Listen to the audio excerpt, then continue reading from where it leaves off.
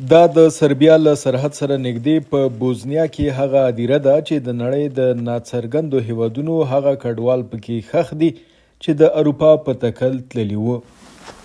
دا مړی په تیرو څو کلونو کې نږدې سیند راوړی دی. هدیره د بیلینا کلي خلکو جوړه کړې ده. د بوسنیا په دې کلي کې لومړی مړی په سردخانو کې ساتل کیږي.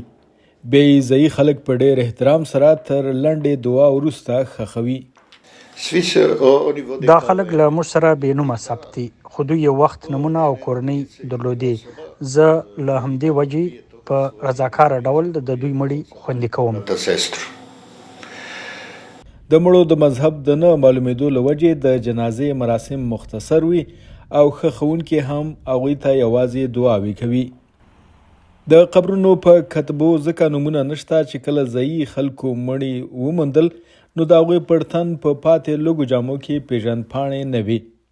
له همدې وجې د بې نومه هدیرې پر قبرونو لیکل شوي موږ ته ستاسو نومونه معلوم نه دي خو ستاسو کړاو او تکلیف به هیڅکله نه هیریږي.